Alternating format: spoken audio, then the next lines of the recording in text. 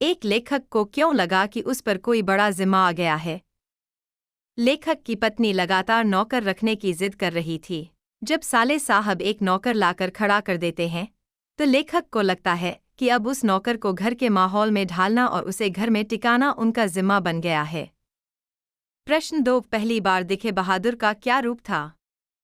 बहादुर कद में छोटा लेकिन चौड़े शरीर वाला था। उसका रंग गोरा था और मुंह थोड़ा चपटा सा। उसने सफेद कमीज, उजला हाफ पैंट, भूरे जूते पहने थे और गले में रूमाल बांधा हुआ था। प्रश्न 3, लेखक को नौकर रखना क्यों जरूरी लगने लगा। रिश्तेदारों और भाइयों के घर नौकर चाकर थे और उनकी पत्नी को यह देखकर जलन होने लगी। वो घर में नौकर रखने की जिद करने लगी, जिससे लेखक को लगा कि अब नौकर रखना जरूरी हो गया है। प्रश्न 4, साले साहब ने लेखक को कौन सी कहानी बड़े विस्तार से सुनाई। उन्होंने एक नेपाली लड़के की कहानी सुनाई। लड़का अपनी माँ से पिटाई खाकर और बुरी तरह दुखी होकर घर से भाग आया था। उसकी माँ गुस्से में उसे खूब मारती थी और लड़का जानवरों से खेलना ज्यादा पसंद करता था। प्रश्न 5, बहादुर अपने घर से क्यों भागा। एक दिन बहादुर ने अपनी माँ की भैंस को मारा। माँ ने गुस्से में उसे बुरी तरह पीटा। यह सहन न कर पाने पर बहादुर ने रात जंगल में बिताई और सुबह चोरी से कुछ पैसे लेकर घर छोड़कर भाग निकला। प्रश्न 6, बहादुर के नाम से दिल शब्द क्यों हटाया गया।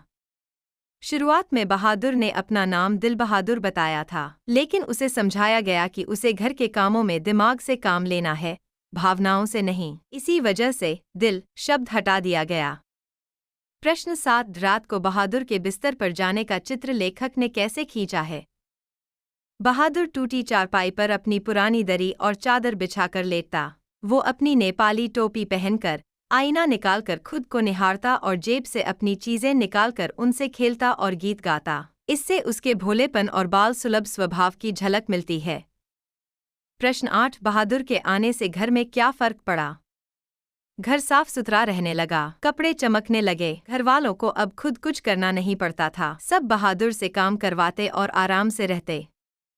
प्रश्न 9, बहादुर ने एक दिन घर क्यों छोड़ दिया। बहादुर पर धीरे धीरे घर के लोगों का दबाव और मारपीट बढ़ गई थी। रिश्तेदारों ने उस पर चोरी का झूठा आरोप लगाया। इससे दुखी होकर और अपमानित महसूस कर वह एक दिन चुपचाप घर छोड़कर चला गया। प्रश्न, बहादुर पर चोरी का इल्जाम क्यों लगा और उसका उस पर क्या असर पड़ा। रिश्तेदार ने अपनी झूठी इज्जत बचाने के लिए बहादुर पर रुपए चोरी करने का आरोप लगाया।